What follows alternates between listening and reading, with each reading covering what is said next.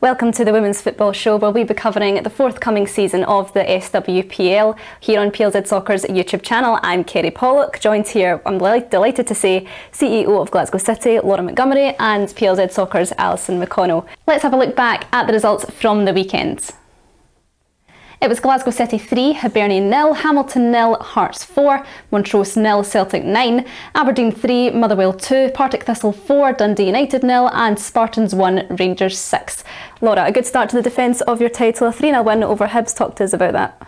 Yeah, absolutely delighted. Obviously Hibs are one of the top teams in the league, so we knew we probably had quite a tricky opener, so no, delighted to come through it. Yep. Definitely. Give us a wee bit of insight. You spoke it just off camera there about the penalty. Did it make you feel a little bit nervous? Yeah, we started really strongly. Obviously we got a good early goal. They then had their keeper sent off, so that you kind of think, right, okay, they could be a bit more comfortable. Then we got a penalty straight away, so unfortunately Lauren, well, it actually was a really good save, but yeah, I kind of felt if the penalty had gone in at that point, we probably would have gone to a more comfortable victory a bit earlier. Yeah, Alison, can we expect a similarly exciting end to the season that we got the previous season just there? I'd be hugely surprised if it wasn't very similar. I would expect that this top three, and that's no disrespect to the teams round about and the teams underneath. I think Hearts and Hibs have both strengthened too, but I think Glasgow City, Celtic, Rangers, I think there's very little between the three of them. I think there's a very similar depth and competitive edge. I think there's a very similar standard, and I would fully anticipate that this three will probably go head to head across the duration of the campaign, and I think what we'll see is a very similar outcome, and I definitely hope so, because I think that I think you saw how it magnified the interest in the league last season. I think it drew in crowds, attendances, an interest that we hadn't really seen before across the league, and I think to sustain it you want to see a very competitive league again. Well, ahead of the opening fixtures, the 12 captains of the SWPL teams all assembled at the sponsor Scottish Power's head office last week to get some pictures taken and to offer their thoughts on the start of the new league campaign. Let's have a look at that.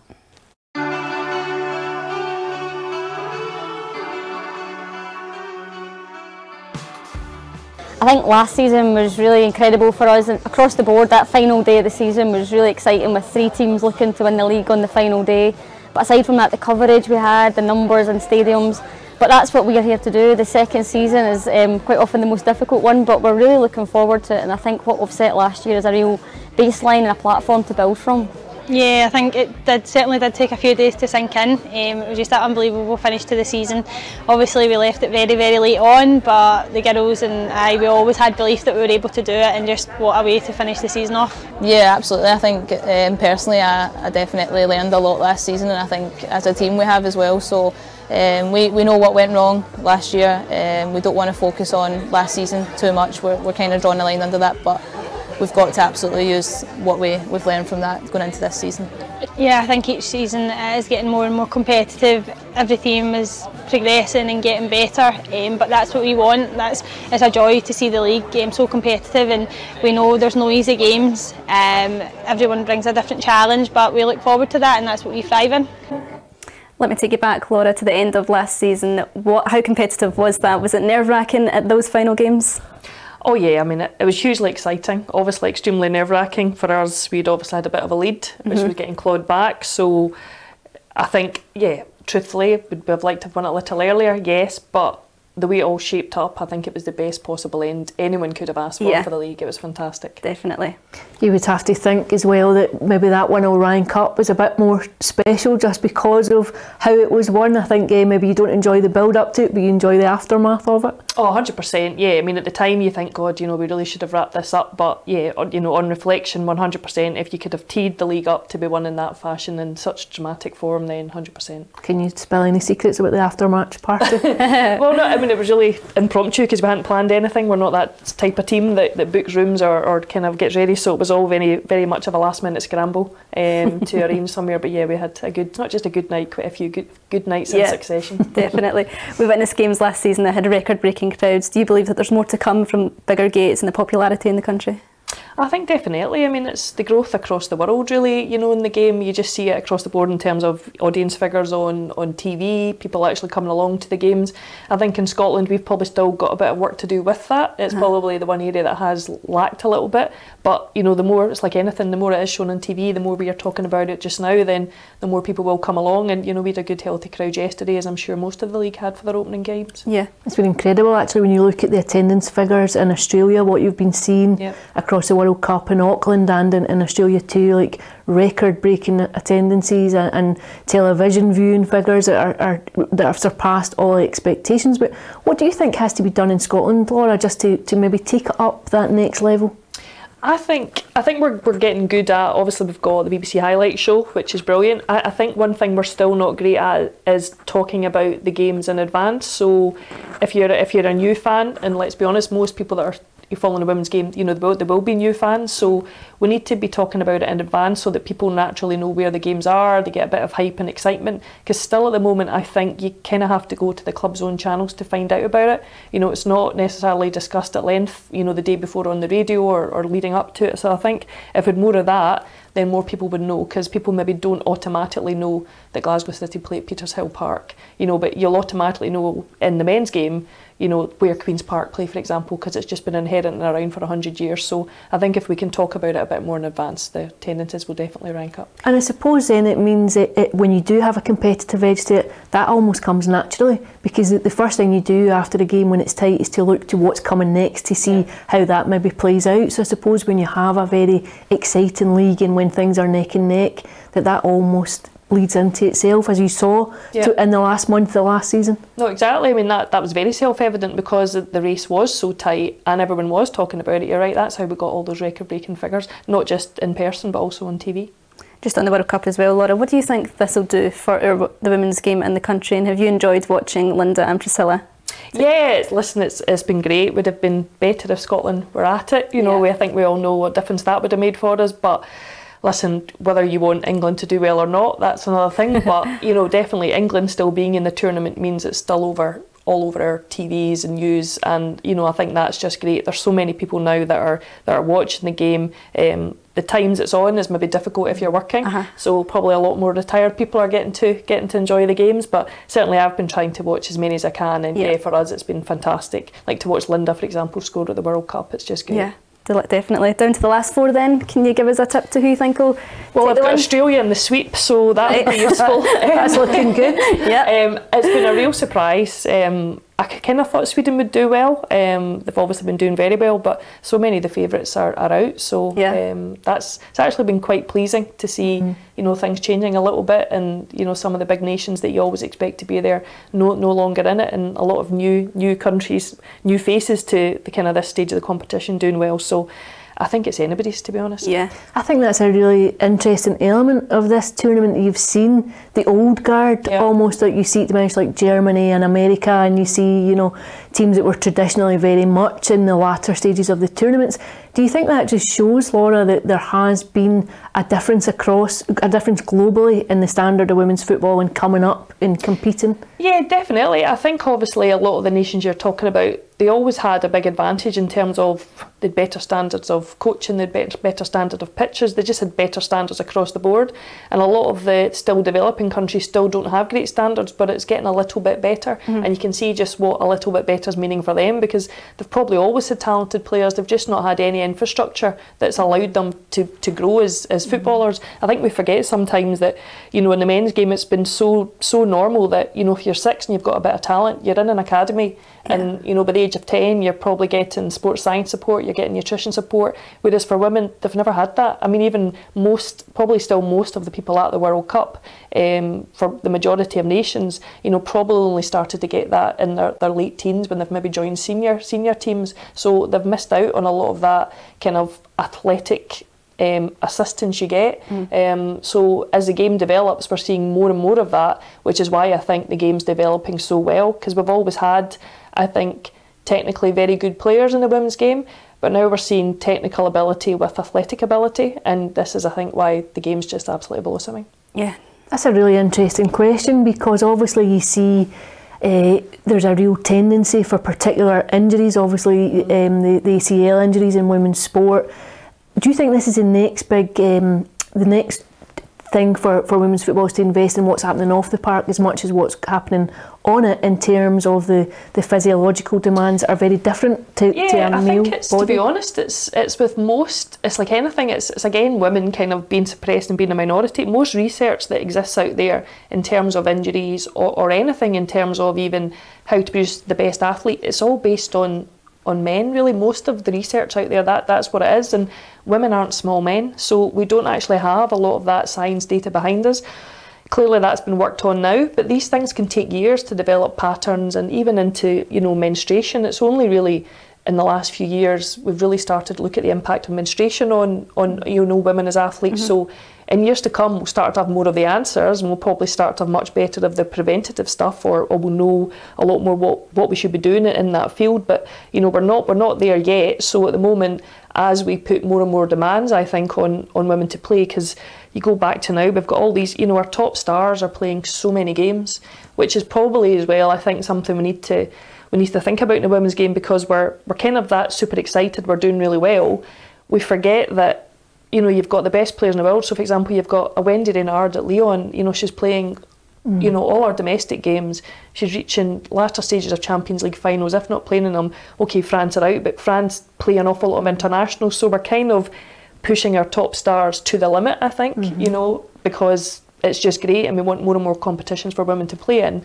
But we probably need to, I think over time, we'll probably start to balance that out with, you know, some of the research into the demands we're putting on our bodies. That's because even hormonally, that makes a difference month to month in terms of performance, in terms of athletic performances, and these are very under-resourced topics. Yeah, no, 100%. And I think, as I say, I mean, like, we've got more, you know, there's more international windows for women than there are for men, which I think, you know, needs to get looked at, because all these things, I think, are playing into it. You can see how many players missed out in the Euros and how many players are missing out in the World Cup just through ACLs alone.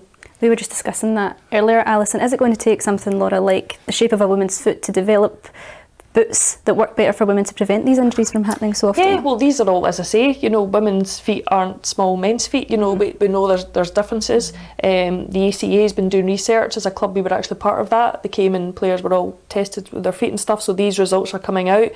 And given, you know, everything depends on commercial opportunities, so the big brands haven't really been interested before, but of course they're interested now. Yeah. So I'm pretty sure we'll start to see, you know, Adidas and Nike and everything coming out with specialised women's boots, but yeah, I think probably will start to make a difference. Yeah, well, that was a great insight, Laura. Thanks very much for that. Let's cast an eye over the other matches in the SWPL from the weekend. Spartans 1, Rangers 6. Alison, a first competitive win for Jo Potter. What pressures does she face in the upcoming campaign? Yeah, I think the same pressures that Glasgow City and Celtic will face. I think there will be an expectation to deliver some kind of silverware. I think Rangers won the league the season prior to City and then finished third. I think they'll be disappointed with the return last term to miss out in the Champions League place. They took the League Cup back in December, but I think they would have wanted more to reflect the campaign that they had. I think she will fancy that Rangers to go and challenge for the title. I think they'll be looking to have some success in both domestic cups, and I think you would expect this top three to be very tight again. Yeah, Laura, does that make your job a little bit more exciting and interesting that Celtic and Rangers are pushing you all the way? Yeah, listen, I don't think it's just Celtic and Rangers. You know, Hearts and Hibs, we've got a number of full-time teams in the league.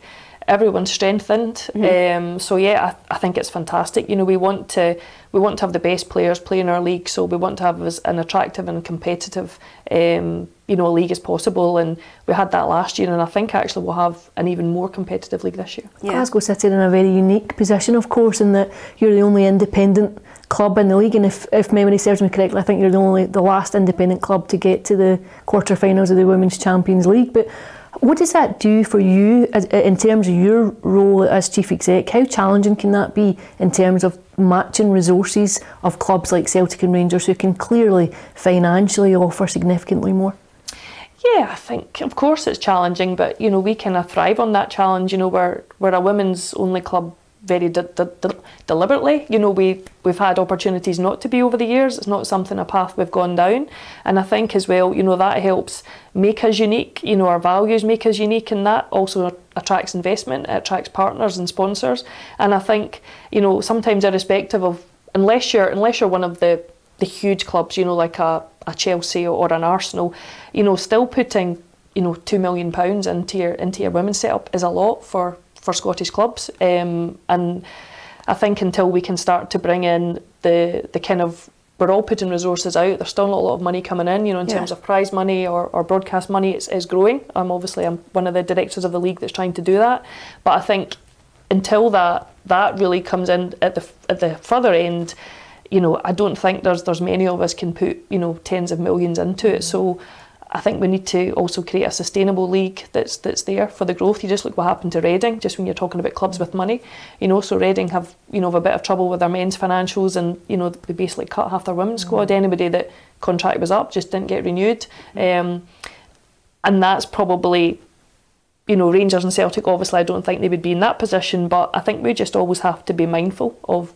chucking too much money at it when things aren't sustainable either. So I've probably not answered your question, but yeah, it's challenging, but, you know, to me everything's challenging, and I think we also have that unique sell which stands us alone as well. Yeah, well, speaking of the challengers, Celtic, Alison, a 9-0 victory over Montrose at the weekend. 4 goals for Kitleverski. She's well and truly hit the ground running since making the move from the States. Yeah, I think Fran Alonso will be delighted with that. I think obviously they underwent quite significant surgery over the summer, lost a lot of key players. You know, Jacinta obviously would be the most notable, but they lost a lot of players down south. Natasha Flint, they didn't. I think they'd wanted to keep on a permanent deal. She went down to Liverpool, and I think 10 new players came in for Celtic. So I think to gel so many players together very quickly can be quite a tough ask. I think that Celtic will be delighted just to have got off to a winning start, but 2 so emphatically, and to go out with quite a statement win. I'm sure they'll be delighted. Yeah, Laura, for Montrose, how big of a challenge is that from them to make the step up to the top flight where the level takes another leap up again? Yeah, I think, you know, it was very difficult for them yesterday, and probably a little bit of a shock to the system. You know, they got a bit of a baptism of fire. You know, if you're just getting promoted, you really don't want one of the top sides to be your first game. But, you know, I think they're a club that seems to be really well structured. I think they had a great attendance yesterday actually as well, you know, which is fantastic to see, you know, for a small town, if the town's getting behind them. So it's going to be difficult, but their season's not going to be defined by games against Celtic or Rangers or ourselves. Yeah, I think you did see it last term. You know, Glasgow women, I think, ended the season without a point, without a solitary point. Can be very, very difficult, I think, when you're just coming up and playing against the top half, who are, I think there is a real difference in the structured league. I think there's a chasm between the top half and the bottom half, and Glasgow women had a torrid time last season. I think you would hope that Montrose find their way a wee bit before then. Definitely. Aberdeen 3, Motherwell 2 it was. Aberdeen 3-0 up, and Motherwell get themselves back in with 2 penalties. Do you expect to see a different side to Aberdeen this season, Alison? Yeah, I think, well, they've got a permanent manager in. I think they really took their time, and maybe about 8 months or so before they brought a permanent manager in. I think, again, it took a bit of time for them to acclimatise to the league last term, but I think with a bit of stability there now, and I think they've got a mixture of youth and some experience. I think you would expect them to mount a fairly steady challenge this term. Yeah. Well, it was Partick Thistle 4, Dundee United 0. Laura, Brian Graham's side got off to a great start. As a player coach once yourself, what challenges does he face, having to have time for both the men and women's game? I don't know, he seems to do it. He's certainly a very passionate coach at the sidelines. Listen, I think it's evident. I mean, you see, you know, Brian Graham play, you know, he puts everything into his performances. So, you know, he certainly puts the same into his coaching role as well, and he seems to, you know, have great success with Thistle women. And it was Hamilton 0, Hearts 4. Laura, Eva Olidpin's another 2-year deal. How impressed have you been with her since her appointment? Yeah, I think, you know, Eva's done fantastically well. She's, you know, been backed very well by the club. You know, resource-wise, they've obviously strengthened significantly again. You know, this summer. So, I think, you know, exactly what you'd want. You know, it's a woman doing a great job, and she's been back to do even better. So, yeah, it's been interesting to see how they got on. I think there's a few people thinking they might get, you know, in and amongst things this year. So they've certainly, you know, made a bit of a stamp on the first game as well. Yeah, Alison, do you expect them to be challenging the top 3? I think they'll definitely be pushing. I would definitely expect them to just be knocking on the door. My own view would be that I think the top 3 are just a bit too strong at the minute, but I certainly think that they'll be there or thereabouts. And I think they caused a few frights last season. They had a couple of big results last term, and I would expect more of that this term. Yeah, Laura, just before we finish then, what message do you give to any families wanting to come along and watch the women's game this season?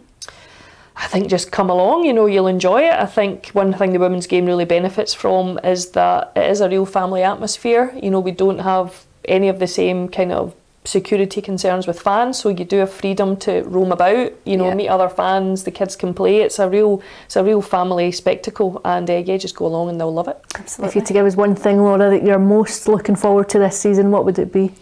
Mostly all Europe, I think, you know, for us Champions League football. So yeah, looking forward to heading out to Lithuania next month. Definitely. Thanks to Laura Montgomery for joining us in the studio as our first guest on the Women's Show. We'll have a special guest every week to discuss for what we hope will be an exciting season in the SWPL. Here's a look at what's on offer on week 2 in the league campaign. Hibernian take on Montrose, Partick Thistle will face Glasgow City, Celtic against Hamilton, Hearts face Dundee United, Motherwell take on Spartans, and Rangers will host Aberdeen. I'm Kerry Pollock. Thanks very much to Laura Montgomery and Alison McConnell joining us here today. Join us next week where we'll have another special guest to discuss the exciting season ahead. Thanks for watching.